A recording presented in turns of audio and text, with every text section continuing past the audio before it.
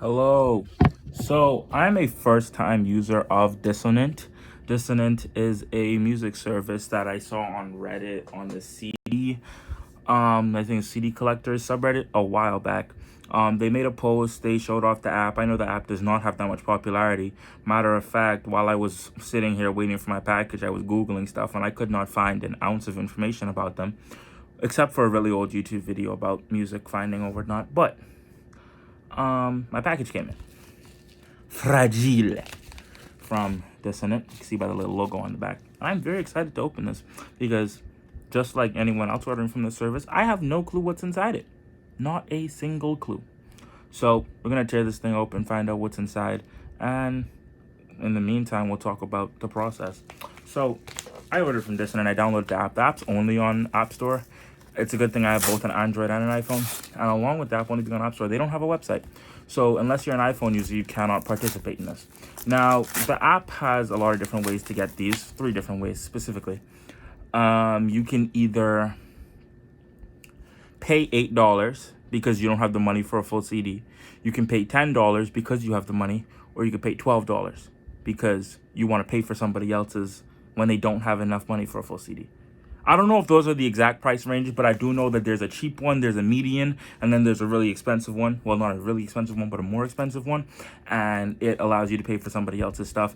I chose the cheap one because at the time, I wasn't just trying to be cheap or frugal or anything. I genuinely didn't have that much money, but I still wanted to test out the service before, they went out of the game because, these small startups, unfortunately, sometimes it's hard for them to stay afloat.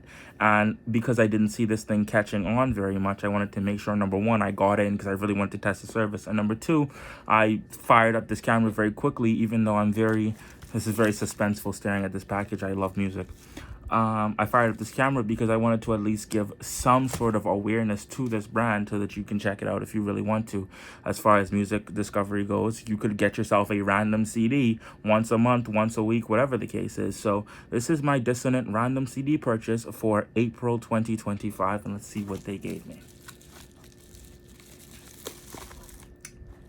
Oh, shit. I got the score. I got a note in here too. Hold on. That's just a tracking note. Wait, there's a note. Hold on. Thanks, Dissonant.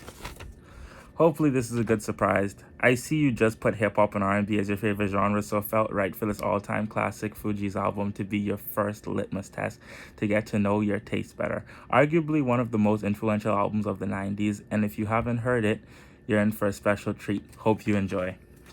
I have heard this album. Matter of fact, give me a second. Let me dig something out.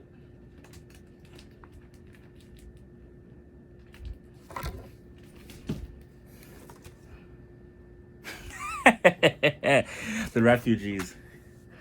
I got a special note with it. That's dope. So this is, CD's crisp, looks brand new. I don't think they advertise selling these as brand new, but it definitely looks brand new. Or at least it was taken care of, good quality. Now I have a CD and record of another album.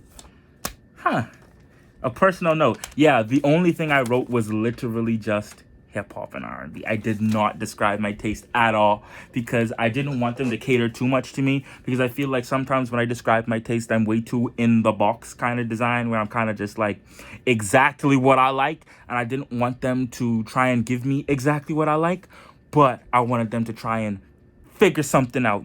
I gave you a very, very vague answer. Give me something fresh. Give me something new. I'm desperate to hear something new. And mind you, as much as I can say I've heard this album before, and I'm definitely in for a treat, I don't think I've listened to it just about enough.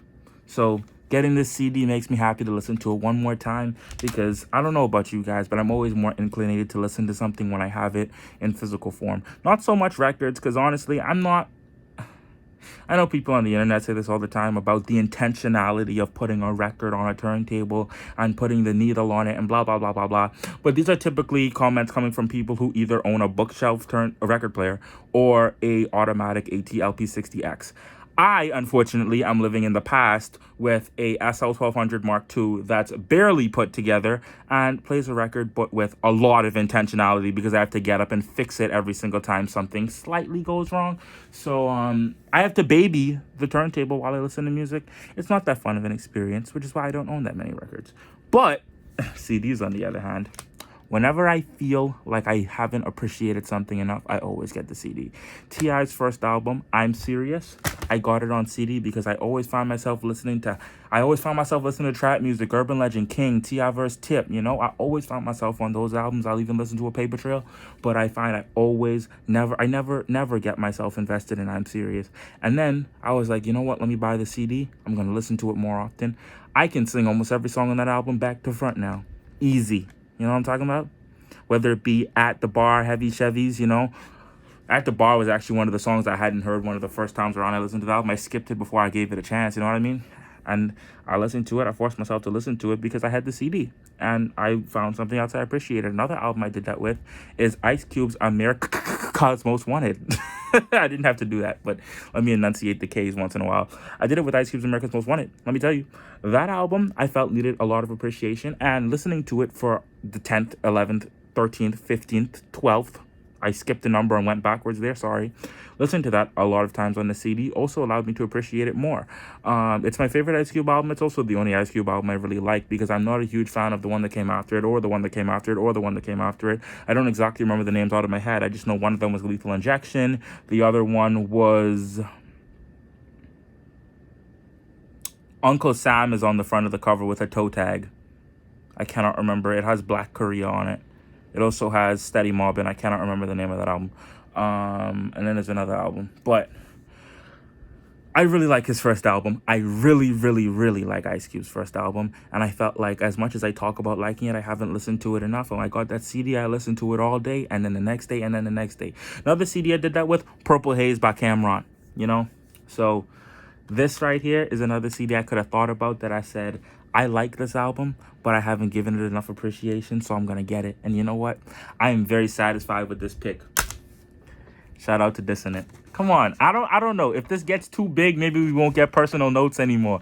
Maybe I shouldn't be supporting this business. Maybe I shouldn't be telling y'all about it.